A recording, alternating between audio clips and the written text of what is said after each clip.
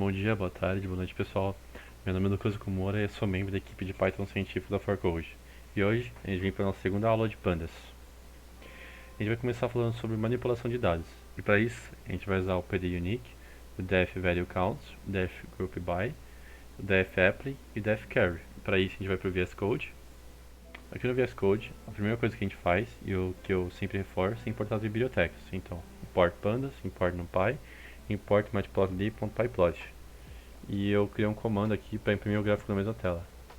Começando aqui com manipulação de dados. A primeira função que a gente vai abordar vai ser a PDUnique. A unique é baseada em tabela hash.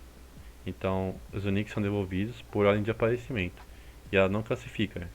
Então, ela vai retornar uma matriz contendo os valores únicos. Então, pdunique.pd.series, abre aspas entre colchetes, 2, 1 e 2, 3. Então, vai retornar uma matriz contendo somente os valores únicos. Então, 2, 1 e o 3 em uma unidade. Vou fazer outra, pdunique, parênteses, pd.series 2 e 5 vezes 1, né? Aí vai retornar uma matriz contendo 2 e 1 apenas. Aí fazer isso com uma lista também, então pd.unique list contendo B, A e BC. Então tem duas vezes o B, duas vezes o A e uma vez o C. Então vai retornar uma matriz contendo o B, o A e o C. Aí eu posso fazer isso com conjunto também, então pdunique A e B, B e A, percebam que são coisas diferentes.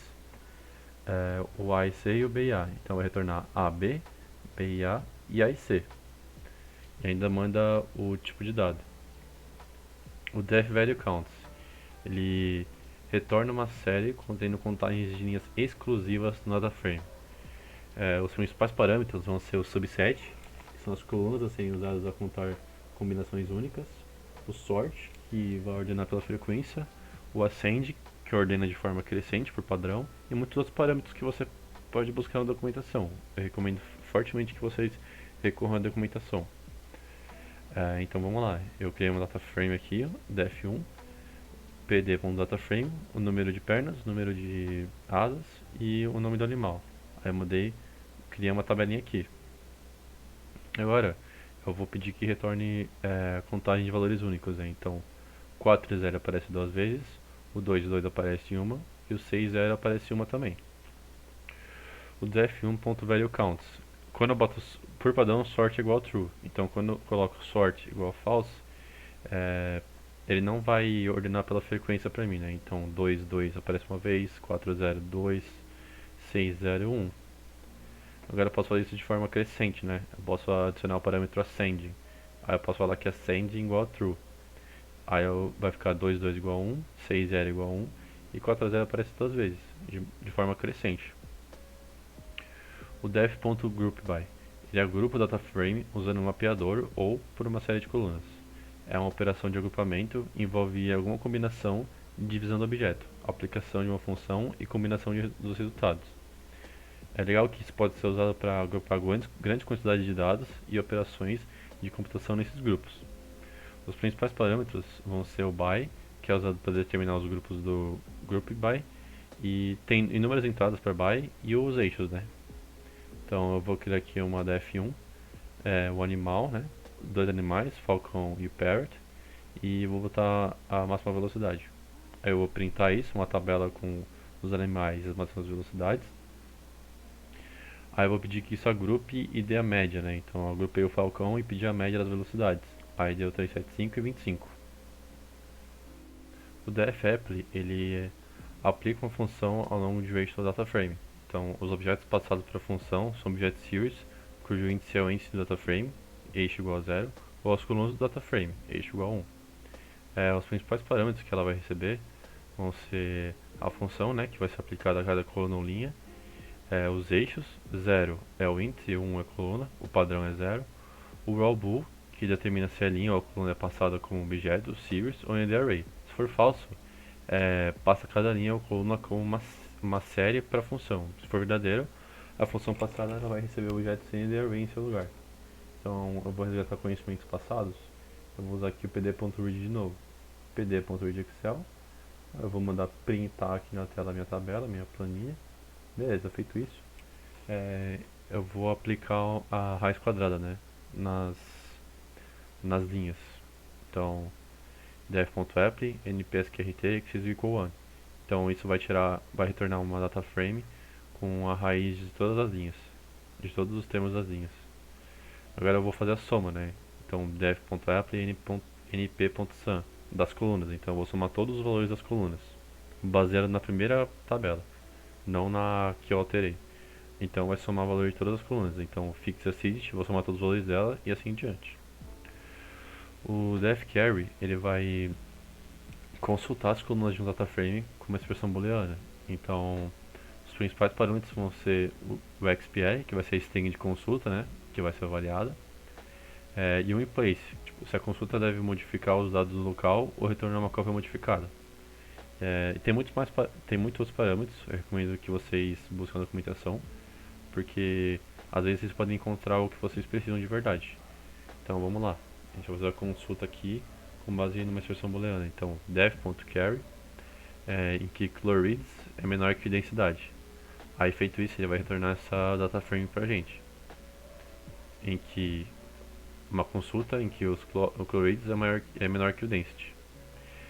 Para colunas com espaço em seus nomes, você pode usar as picrases, né? Porque às vezes se você não botar isso, por conta desse espaço pode dar algum erro. Então você bota o aspas de crase e faz a desigualdade que você deseja. Então fixed acidity é maior que alcohol.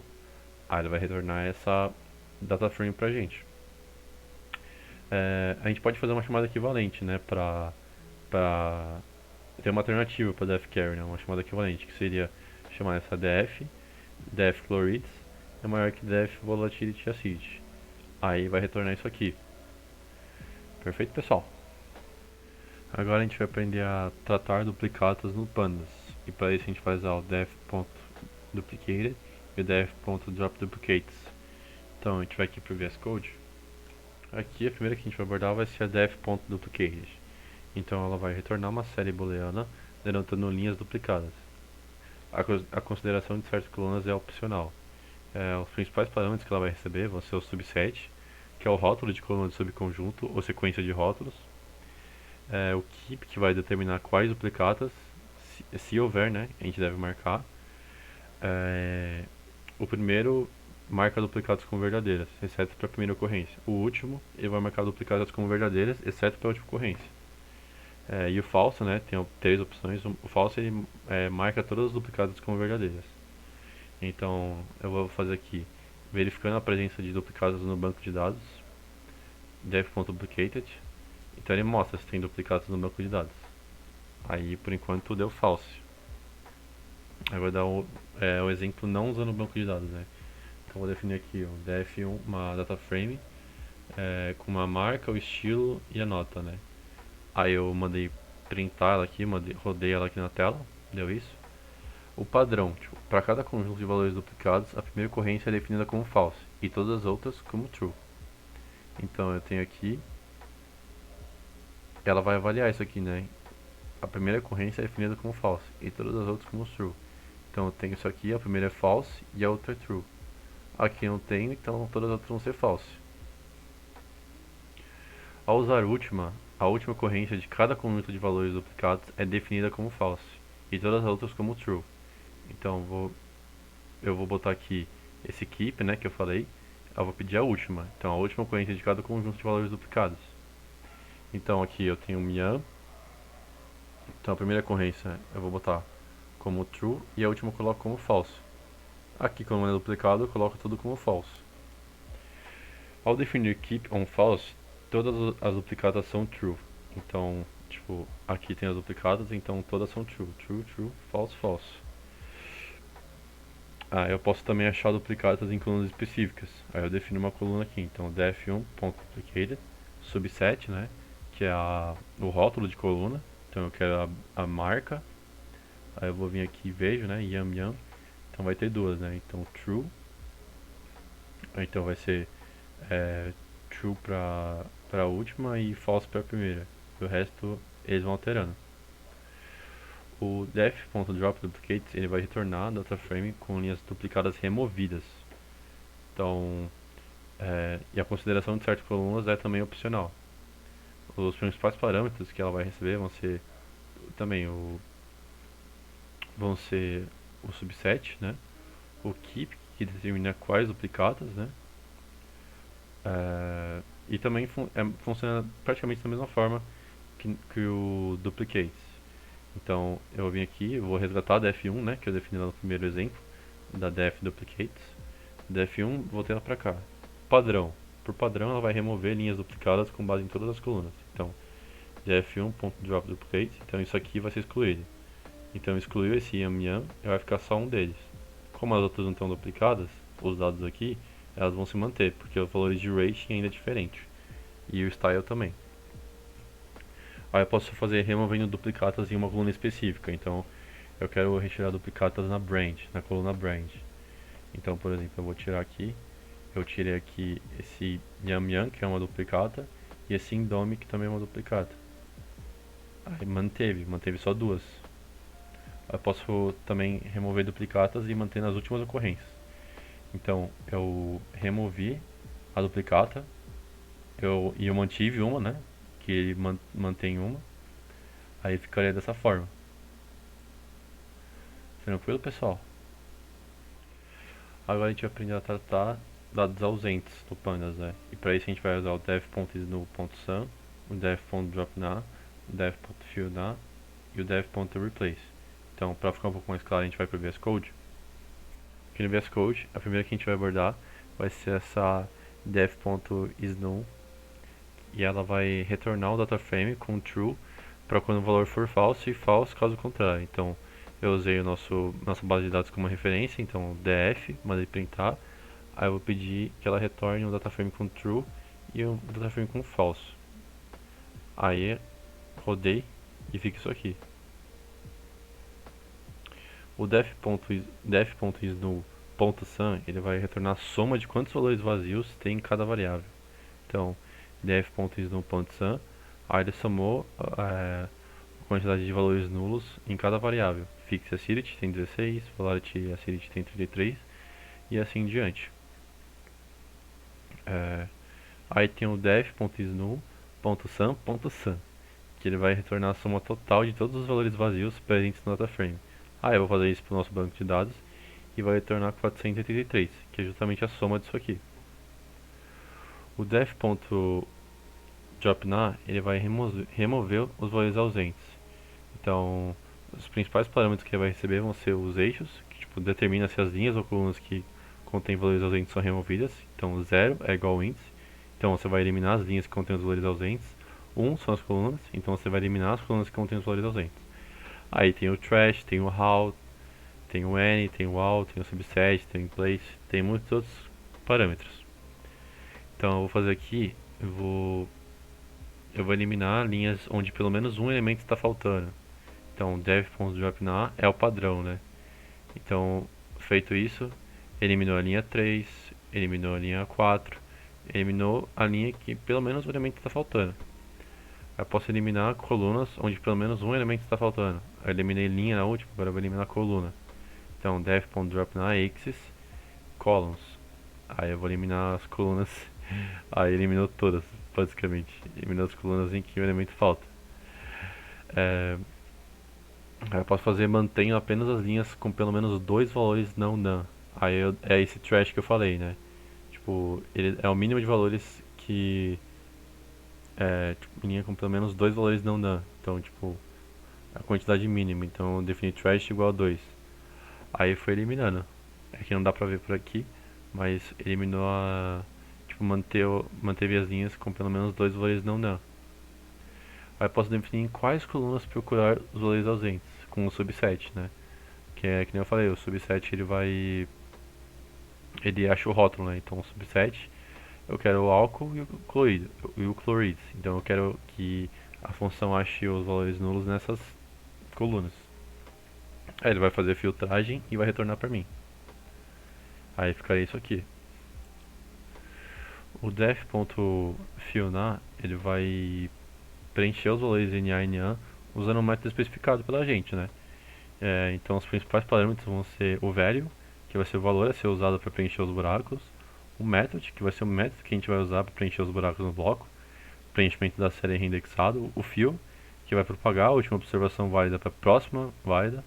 Aí tem o backfill, o bfill. Um parâmetro importante também vai ser o axis, tem o replace e tem muitos outros, pessoal. Quando a gente vai aumentando o grau de complexidade, vão aparecendo mais parâmetros. Então, nesse caso, eu vou substituir o num por zeros. Então, def.fillNum eu vou substituir o num por zeros. Aí percebam em valores que eram num, substituo por zero aqui. Aí posso fazer substituindo todos os elementos num na coluna citric acid, colloids e density com 0, 0,5 e 0,96 respectivamente. Então, eu defino values, citric acid é igual a 0, colloids é igual a 0,05, density é igual a 0,0996. Aí eu chamo essa função def.fillNum e defino value é igual ao values que eu passei aqui. Aí ficaria assim. Deixa eu procurar aqui citric acid. Citric acid ficou 0, nos valores aqui é none. Colloids ficou... Daqui não dá pra ver. Aqui ó, 0,05, valor aqui é none. Density ficou 0,096. 0,0996. Deixa eu ver. Aqui ó, em os valores que era não. Tranquilo? O def.replace ele vai substituir os valores fornecidos em toReplace por value. Então, os valores do dataframe são substituídos por outros valores dinamicamente. E os principais parâmetros que ela vai receber vão ser o value, que vai ser o valor para substituir quaisquer valores correspondentes a toReplace, o inplace e o limit. Só que, por enquanto, a gente não vai trabalhar muito com isso. Então, eu defini uma dataframe aqui. Da dataframe A, que é esse conjunto aqui, B, que é esse conjunto, e C, que é esse conjunto categórico. Aí eu mandei printar e ficou assim. O 0, 1, 2, 3 e 4 são os meus index. O 0, 1, 2, 3 e 4 aqui também é os valores da coluna A e assim em diante. Aí eu vou fazer um replace, né? Tipo, eu vou substituir os valores em toReplace por values. Então, df1.toReplace, os zeros eu vou substituir por 5. Então, aí ficou assim, 5. Aí dá pra brincar. Aí eu vou substituir uma lista, né? Então, def1.toReplace, esse 0, 1, 2, 3, né? Que é justamente parte do conjunto A. Eu vou falar que ele é 4. Aí vai ficar igual a 4. Aí eu posso fazer def1.replace, toReplace. Eu posso substituir uma lista por outra lista, né? Então 0, 1, 2, 3, 4, 3, 2, 1. Ela só inverteu aqui dinamicamente. Tranquilo, pessoal? Deu pra pegar a ideia? Para fechar essa aula, a gente vai falar sobre mapeamento e outras funções. E para isso a gente vai usar o def.map, def.transform, def.append e o def.update. Então, para ficar um pouco mais claro, a gente vai para o VS Code. Aqui no VS Code, a primeira que a gente vai abordar vai ser a def.map. Então, ela vai mapear os valores das séries de acordo com a correspondência de entrada. É usado para substituir cada valor de uma series por outro valor, que pode ser derivado de uma função, um dicionário ou até mesmo uma série. É basicamente usado para substituir valores numa service. Então, S vai ser igual a pd.series, cat, dog, np.num e rabbit. Eu mandei printar S e ficou assim. Agora eu vou mapear, né? Vou substituir. Então, s.map, cat eu quero que seja kitten e dog eu quero que seja puppy. Fazendo isso eu vou substituir, né? Então eu substituir cat por kitten e dog por puppy. Aí eu posso fazer isso levando uma função como entrada. Então, s.map, minha função vai ser IAMA, aí tem um espaço aqui, que vai ser justamente o que aparece na primeira entrada, ponto .format. Então, IAMA cat, IAMA dog, IAMA num, IAMA rabbit. É bem simples, mas é só para mostrar para vocês como funciona. Tem que ser o máximo didático possível. Esse def.transform é uma função de chamada na autoprodução de uma dataframe com valores transformados. Então, o dataframe produzido terá o mesmo comprimento.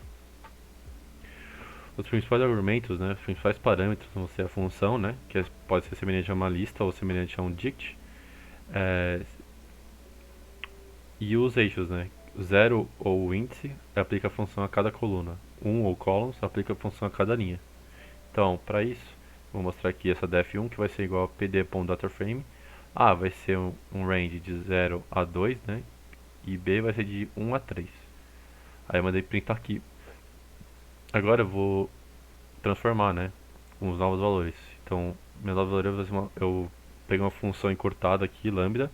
Lambda vai ser x, que vai ser igual a x mais 2. Então vai somar mais 2 a cada valor aqui dessa tabela da coluna de A e B. Então, 0 mais 2, 2, 1 mais 2, 3 e assim em diante. O def.append ele vai acrescentar novas linhas no DataFrame, retornando um novo objeto. Então ele vai acrescentar colunas que não estavam presentes no DataFrame. Os principais parâmetros que ele vai receber vão ser orders, que vão ser os dados a serem anexados, o sourceBool, que por padrão é false, que vai classificar as colunas se as colunas de self e order não estiverem alinhadas, e tem muitos outros que eu recomendo que vocês verifiquem na documentação.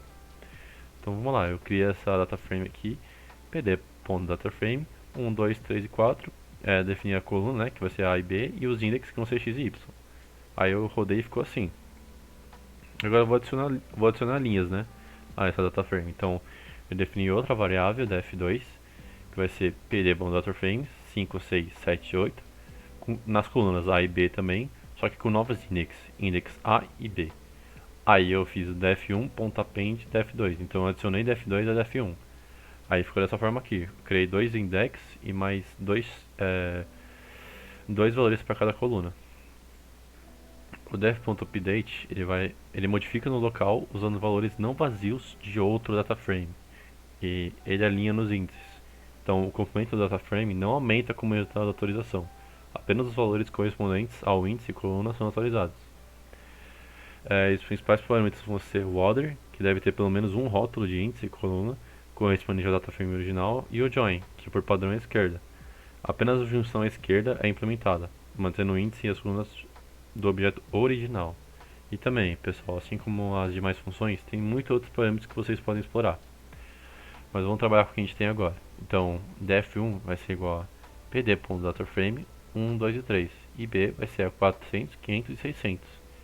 Aí mandar printar def1 só para vocês terem uma noção de como vai ficar. Ficou assim, uma coluna com 1, 2 e 3 e uma coluna B com 400, 500 e 600. Aí eu vou criar uma nova variável, new underline def. Aí eu defini ela, pd.dataframe 4, 5, 6, 7, 8, 9. Aí def1.update new def. Eu vou modificar essa def2 com base nessa def1 com base nessa new def. Aí ficaria assim. Tranquilo, pessoal? Pessoal, por hoje era só. Eu gostaria de agradecer de coração a presença de vocês até agora. Espero de verdade que vocês tenham gostado do conteúdo. E novamente, busquem pela gente em caso de dúvidas. Se tiverem mais alguma curiosidade, busquem pela gente também. Mas eu recomendo que vocês recorram à documentação, porque lá está muito melhor explicado. Vai que você consegue achar alguma coisa que atenda às suas necessidades. E por hoje era só. Novamente, eu queria agradecer a presença de vocês. E espero que vocês estejam prontos para essa terceira e última aula de bandas ministrada pelo meu parceiro João. Espero que vocês gostem, pessoal. Tchau, tchau.